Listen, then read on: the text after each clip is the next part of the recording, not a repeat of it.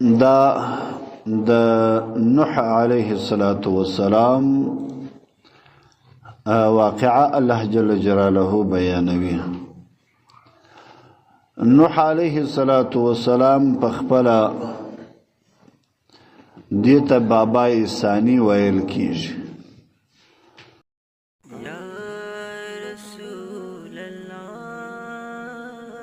يا حبيب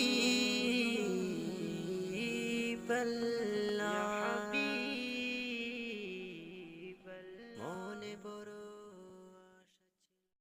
بسم الله الرحمن الرحيم. اللهم صل على سيدنا ونبينا وحبيبنا وشفيعنا ومولانا محمد وعلى آله وأصحابه أجمعين. بسم الله الرحمن الرحيم. لقد أرسلنا نوحا إلى قومه فقال يا قوم اعبدوا الله ما لكم من إله غيره إني أخاف عليكم عذاب يوم عظيم. قال الملأ من قومه إنا لنراك في ضلال مبين. قال يا قوم ليس بي ضلالة ولكني رسول من رب العالمين أبلغكم رسالات ربي وأنصح لكم وأعلم من الله ما لا تعلمون.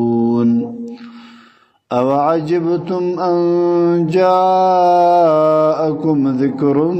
من ربكم على رجل منكم لينذركم ولتتقوا ولعلكم ترحمون.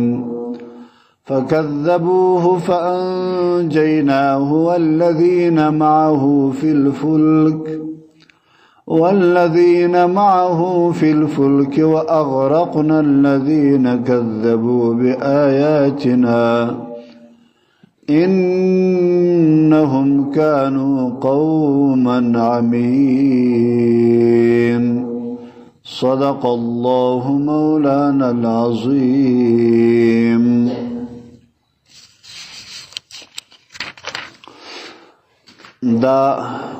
د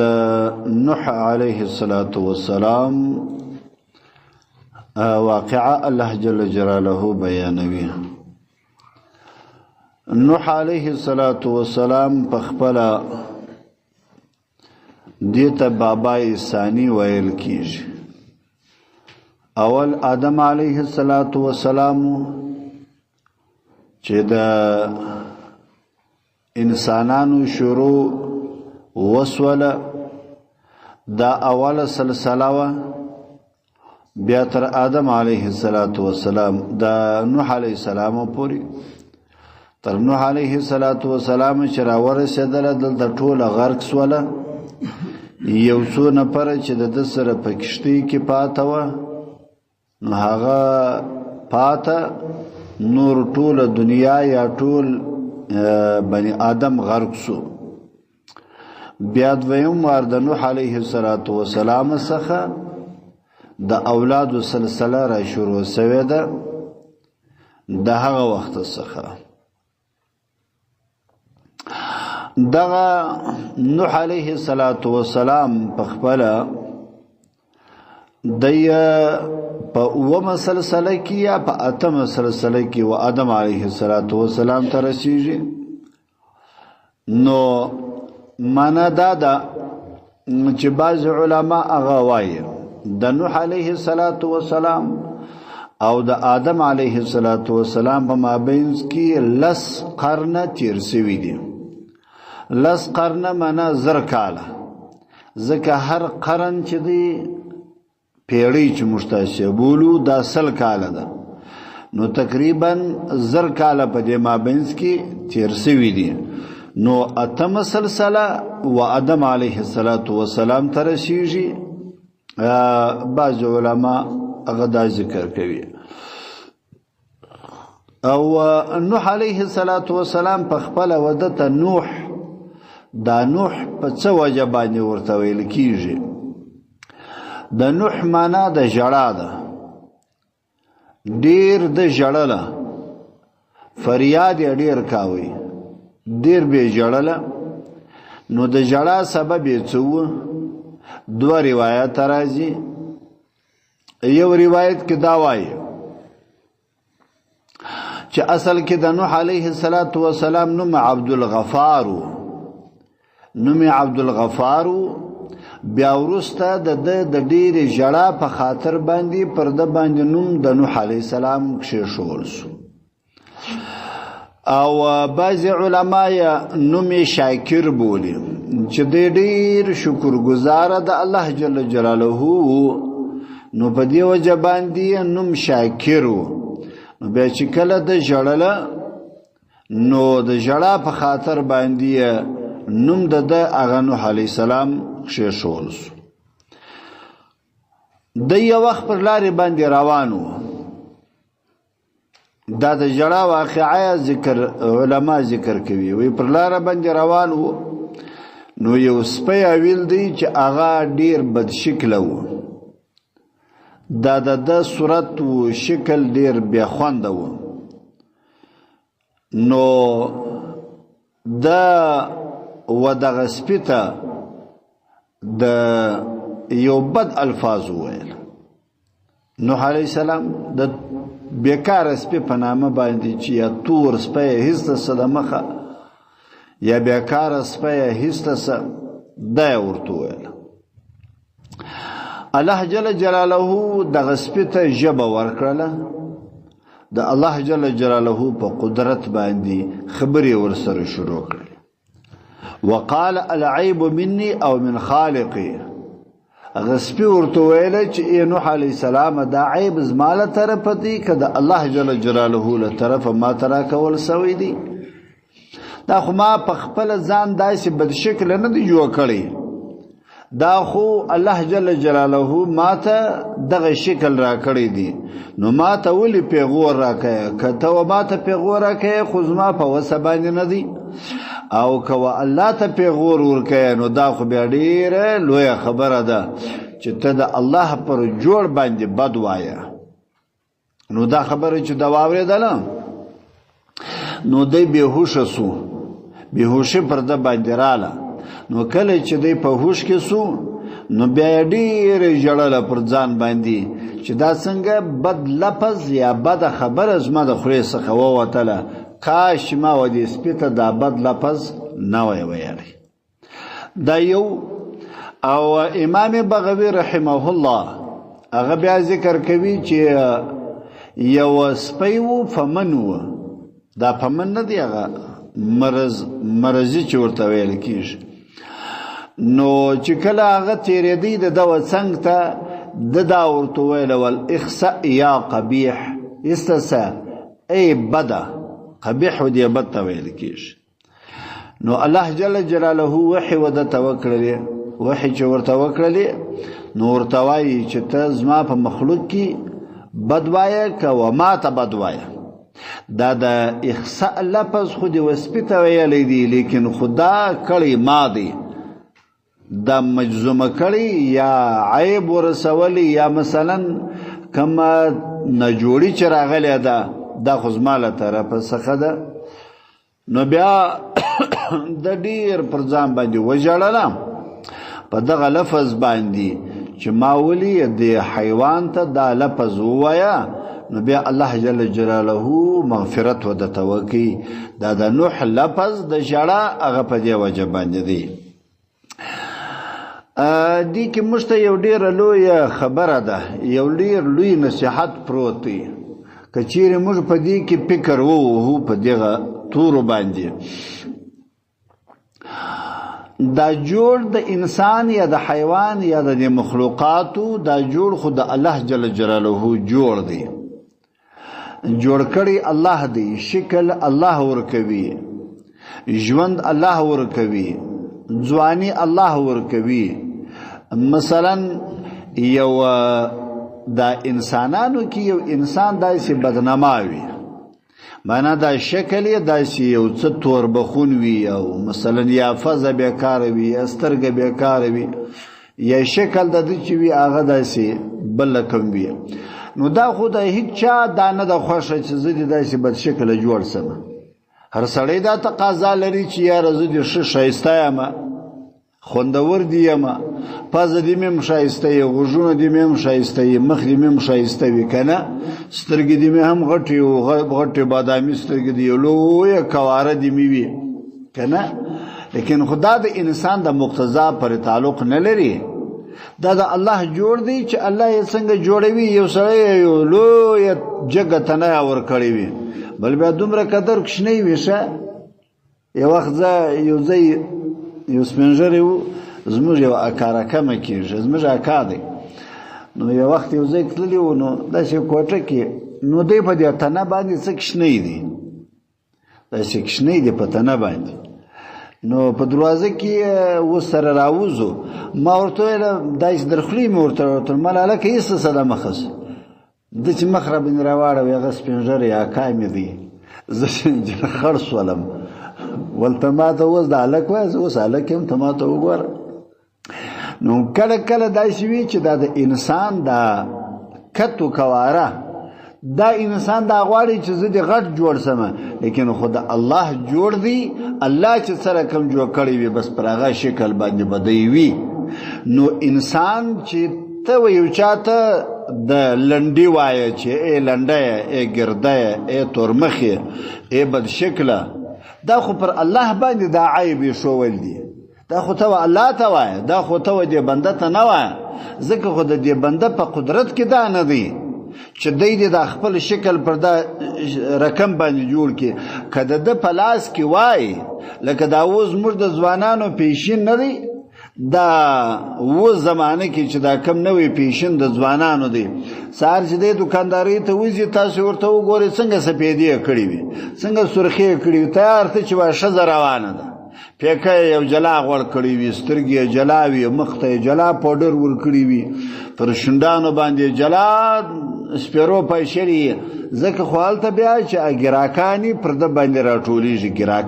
ګراکان نه، ګراکانې بیا پر ده باندې راټولیږي. تاسې به دا دوکانو کې به لیدلي د ښایسته ښایسته ځوانانې علیده درولي د دغه بیکاره عمل دپاره، چې بس دغه زنانې پر دغه باندې راټولې وي. دا زموږ شکل دی، په رنګ به تک تور وي، لیکن چې وینې ته چې وایه بله ځواني که سره کې نسته، بله مور نه ده لنګه سوې، دونه ښایسته ځوان دی، لیکن خو چې پوډر جنسته کې بیا نو هېڅ شی رانه وي. دا زموږ د زمانې د ځوانانو.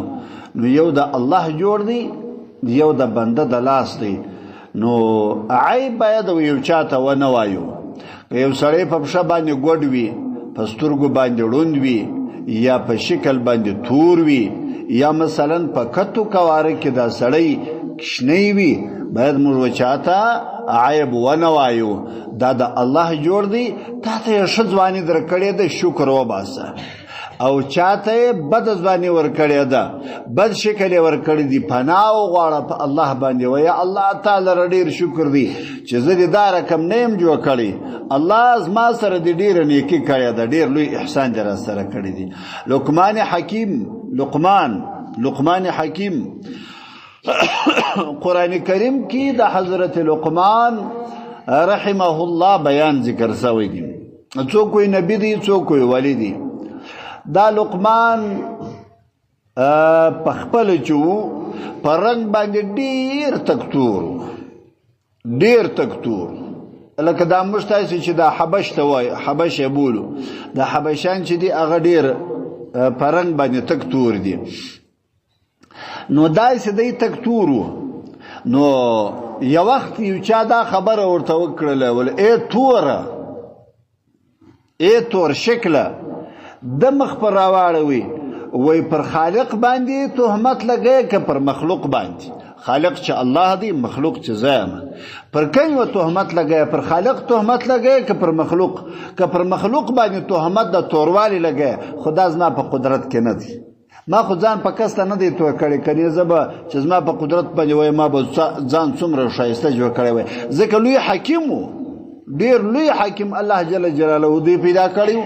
او که پر خالق باندې دا تهمت وایه نو دا خو بیا نعوذ بالله شرک دی او کفر دی وکي.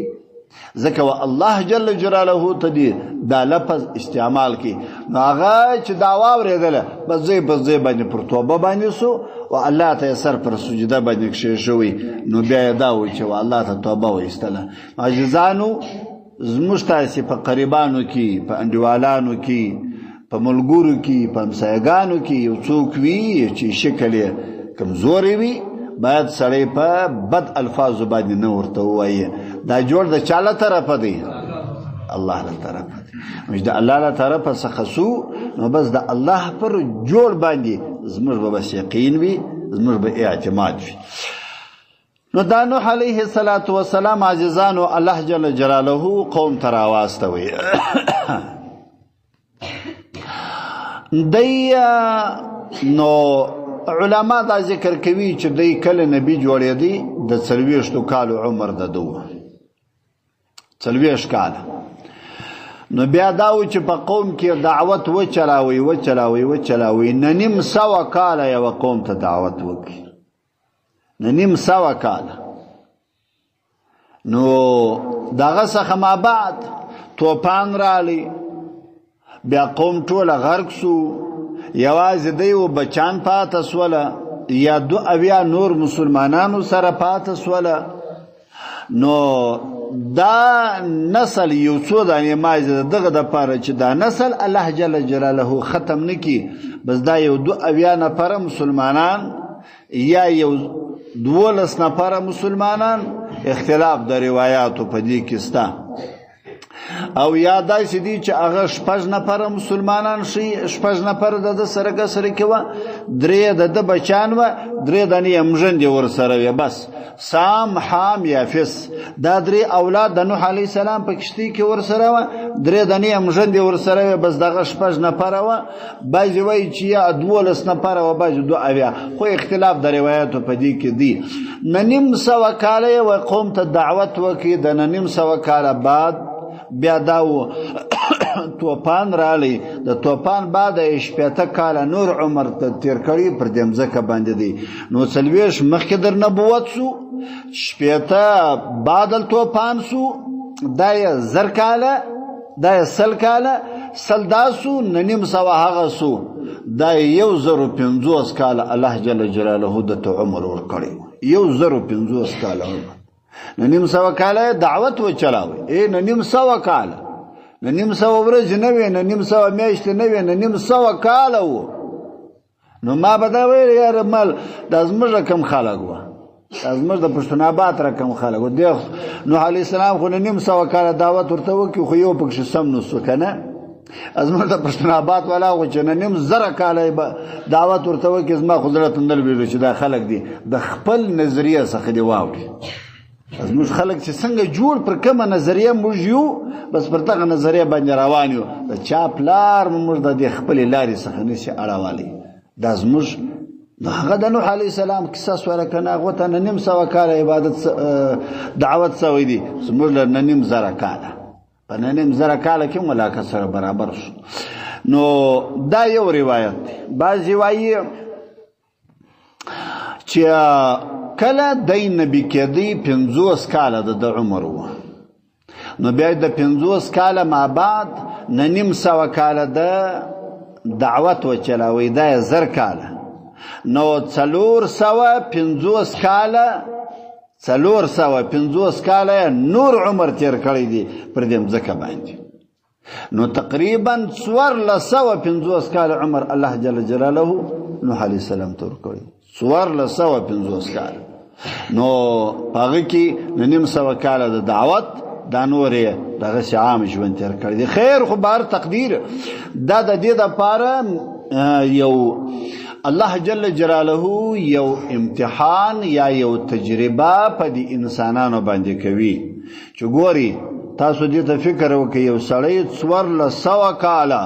پر دې مځکه باندې ژوندی وي یا 450 کاله پر دې مځکه باندې ژوندی وي، داغه بعد هم زبرته وفاتوم برته وجنمه معنا ډیر عمر دادی چې الله جل جلاله یو چاته ورکی خدای ډیر عمر ما بعدم برته د درجو وا چاته ده او الله جل جلاله ته ده بیا په دنیا کې نشي وسیادلې هغه نور انبیا خو مشوره وا چا چې زر کال تیر کړي چا 400 کال چا چې 500 کال چا چې 300 کال عمر تیر کړي د څور لسنیم 100 کال عمر تیر کړي دي څور لسو 50 کال ډیر عمر دی لیکن خو پرغه سربېره باندې کله چې د دنیا څخه کلی یو چا پښتنه جنوا کړله ول د دنیا کې د ژوند څنګه تیر کی دویل ولداس ژوند می تیر کله کده کلا چې دوی دروازې وي په یو دروازه نه نوتلم په بل دروازه ووتلم بس د سور لسو 50 کال می دا چې د ژوند تیر شو دې ته تاسو فکر وکړئ موږ دا ژوند د دنیا یو داسې مقصودی ګڼلی وي چې یاره بس دغه ژوند د دنیا دی نو زغلو یو خړی او پړی کوو یو خوی لګوو لمنځونه مو پر پاته عبادت مو پر پاته ذکر مو پر پاته دا یو بیکاره دنیا ده دا مرداره دنیا راټولوي اخر دی چې نه پس مو وخیږي نه په دنیا کې په ماړو سو نه په آخرت کې په شرایسي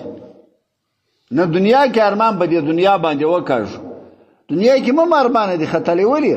داسې استما او ته پر ځان باندې نه دراوستل ځکه خو بیا خلاصي زمړي الشیطان یعدکم الفقر ويأمرکم بالفحشاء د شیطان کار دادی هغه درته وایي چې وینه خوري بس ذخیره کوه غوټي ورکوه پټوي سره دغه ته اچوا تجاریت اچوا په بنګو کې جمع کوا په جبو کې جمع کوا چې وینه خوري زمړي نه سکه نن دا خورل سبب شي خوري خدلوجي به مرسي او هغه هم دلوجي به سمړم سي خاره کوي دنیا کې مرمان نه پوخیږي په آخرت کې هم ودا ته بیا په ګټه باندې ځکه پیغمبر علیه الصلاۃ والسلام څه فرمایي وی دنیا کومه ده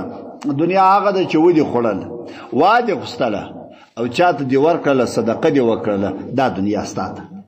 دا ستا دنیا و ستا دنیا ده ستا د پاره بوي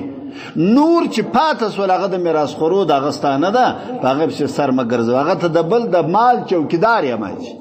ته د بل د مال مزدور یمای ورساتی ستانه پس وختي ستا بچان پر او غورځيږي نو بیا در سره نیولې سوکانه سره نیولې یو ازما ده بل ازما ده غټلې پلاروي جنگونه زامن پر کوي بیا نو چې کله خورلانه ورته ودرې چې ورور زما خو مې څاکسته په ستاک چیرو څاک دی ورکه په وځدا خو زما د پلانې ده ما غټلې ده ودش مې کړې و هڅ شل درواغه و شل باندې سره کوو دا د دې د پاره الله جل جلاله مشتدایو یو نصیحت کوي چې ګوري ډیر عمر هغه تاسو د پاره پښنه دی چې هر څومره عمر تاسو ژوند یاست برته الله جل جلاله وي چې ماته به رجوع کول کیږي قوم ته دعوت وکي ورته وایي چې قوم د الله عبادت وکي او زه بیریږم پر تاسو باندې د هغه ورځې چې هغه لوی ورځ در باندې را روانه ده لوی ورځ د قیامت قوم څه ورته وایي دا خو د قوم ته دعوت کوي وی ورځ در قیامت در باندې را روانه ده ورځ د عذاب در باندې را روانه ده د الله بندگانو خو عبادت وکي المنزونه وکي مثلا او قران وایس د قران تلاوت وکي قوم څه ورته وایله قوم ارتوای وی نوح علیہ السلام ز چوایم ته په گمراهی کې روان نعوذ بالله دی دعوت ورته کوي د الله ولاره ترابولي او هغه څورتوي قوم څورتوي قوم دومره گمراه دي هغه ورتوي وي ز چوام ته د گمراه په گمراهی کې روان دا څنګه کېدلی شي چې موږ به ستا په خله باندې کوو او موږ به غډیر بوتان وا غډیر خدایان نعوذ بالله چې موږ د ځانو د پاره جوړ کړی او سره زر و سپینزر و لال و جواهر م پر زړولي او ارز غوړو ارز صفاکو ارز هغه پیردار ته چې ورزو ال تورتوي صفه پر تیروا دا خدایان به نعوذ بالله موږ پرېږدو قوم دا خبره ورته کوي د ورته ویل ول قومه زه گمراه یم گمراهان تاسو یاست ستاسو څخه لار ورکه ده زه د الله له طرف رسول یم زه د الله له طرف پیغمبر یم زه تاسو ته راغلی یم تبلیغ و نصیحت درته کوم او زه علم لرم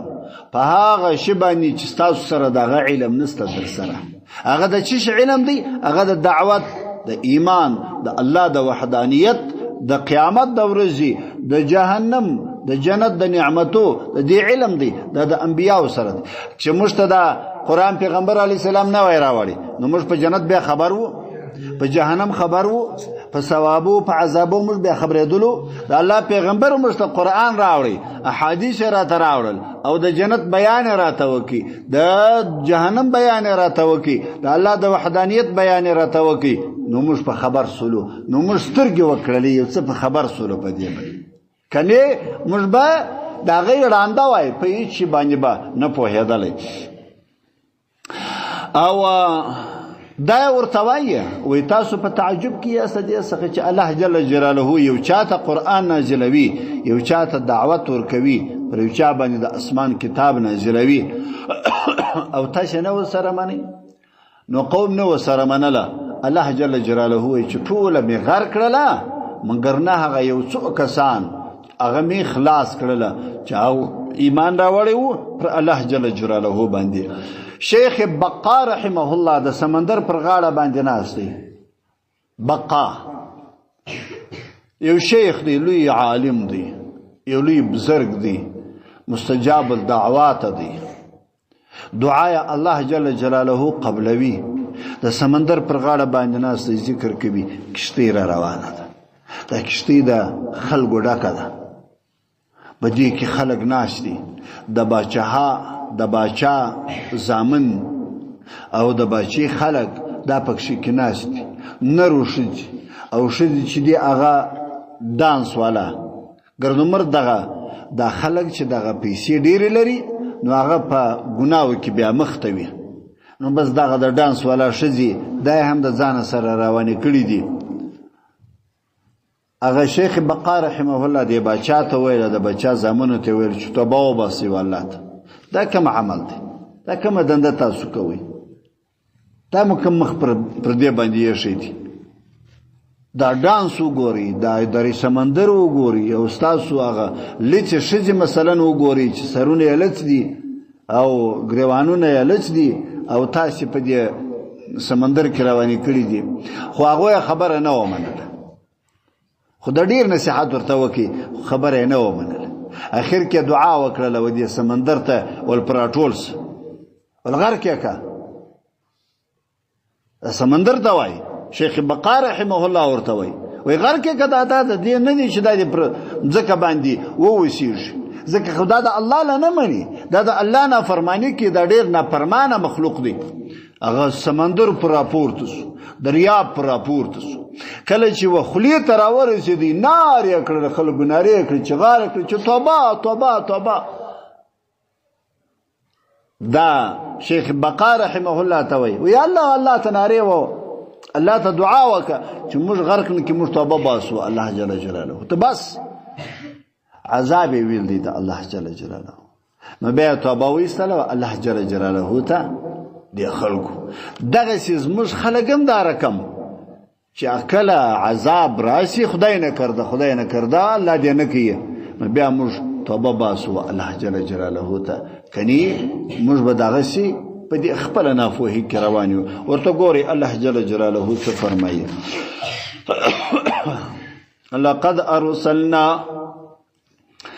لقد پتاکیک سر ارسلنا مراواستول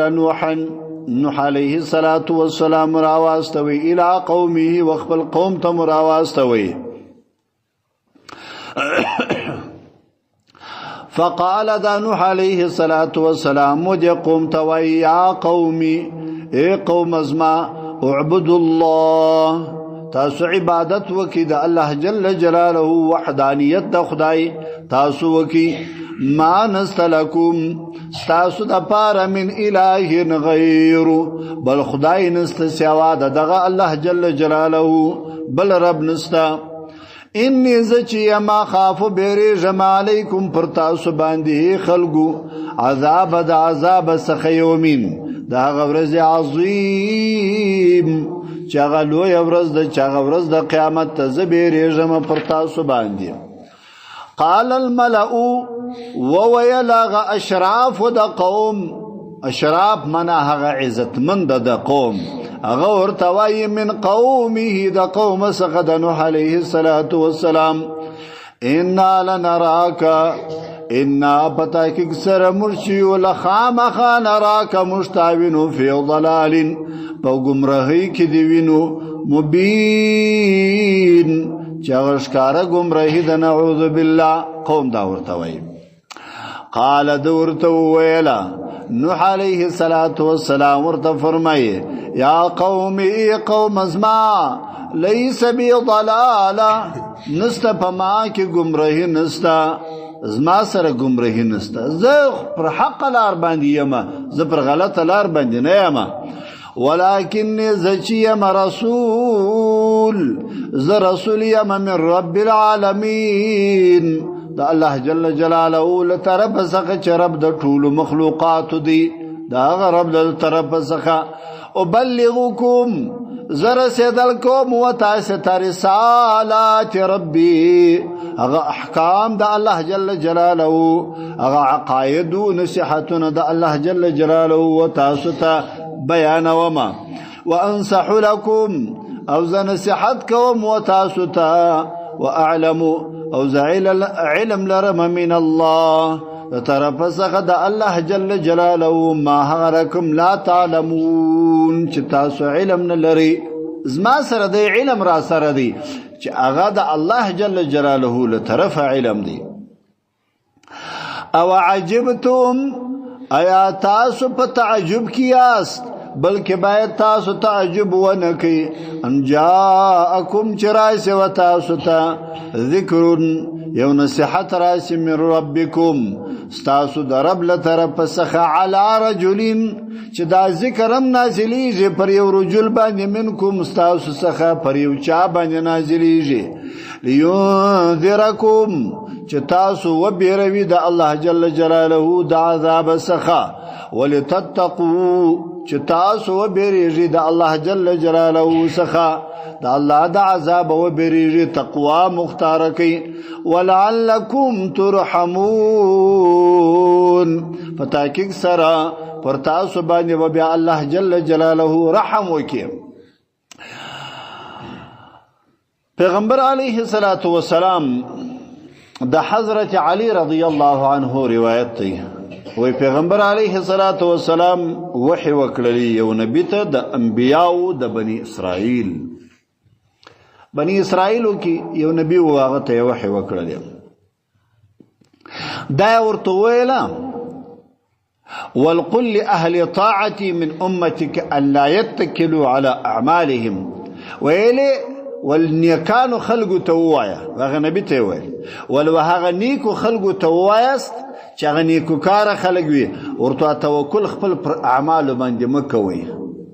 پر خپل المنځو باندې توکل مکوا، پر خپل روزو باندې توکل مکوا، پر خپل زکاتو باندې توکل مکوا، المنځ دی وکي غواړی د الله څخه، دا مکوه چې توکل دې صرف په المنځو باندې، چې وس مال منځ وکي زه خو نه به ښه سړی سولم، روژه مې وینول بس نو ښه سړی سولم، کېدای شي چې دغه روژه دې الله نه قبل کړي، بیا څه کوې؟ د لمونځ دې الله نه قبل کړي، بیا څه کوې؟ صدقه دې الله نه قبل کړي، بیا څه کوې؟ نه یې ورته ویل چې دغه خلکو ته ووایه چې تاسو خپلو پر اعمالو باندې توکل مه کوئ، زه په ورځ د قیامت باندې حساب در سره کوم، دا زما خوښه ده، چاته عذاب ورکوم چاته ثواب ورکوم. او هغه خلکو ته چې هغه ګناهکاره وي هغو ته بیا دا ووایه چې وا تاسو خپل په لاس باندې ځانونه و هلاکت ته مه وراچوئ، زه ګناه بخښم ای خلکو چې تاسو زما څخه د ګناه بخښه وغواړئ، چې کله تاسو بخښه وغواړئ ګناه به زه ټوله درته معاف کړم، چې څومره ګناه دې کړې وي، او چې در اسمانه رسېدلې ګناوې دې وي، دومره ډېرې ګناوې دې کړې وي چې در اسمان در کنارو پورې رسېدلې وي، یو وارې توبه وباسه په اخلاص و الله جل جلاله ته ټوله ګناوې الله درته معافوي، یوه هم نه درته پرېږدي. توبه به دې نو توبه وي، توبه منو کورتوبه نه وي، یو توبه ده یو کورتوبه ده. توبه دا معنا ده چې بیا یې نه کوم، کورتوبه دا معنا ده چې دلته خو دې وکسله توبه هغه وختو کې چې وهم در باندې رالی بیره در باندې رالی یا په مسجد کې د ملا صاحب مخ ته دې خبرې واورېدلې د عذابو خبرې دې واورېدلې د جهنم خبرې دې واورېدلې یو وار دې غوږونه ونیول چې توبه توبه خدایه بس ما معافوه چې د باندې ووتلې بیا ته خپل عمل بیا نو برته ته په هغه خپله دنده کې پساو که نه دا نو دې ته کورتوبه وایي دې ته نو توبه نه وایي نو الله جل جلاله وایي چې زه باک نه کومه چې ټول انسانیت ته زه مغفرت وکړم زما باک نشته لیکن خو چې زما څخه دوی بخښه وغواړي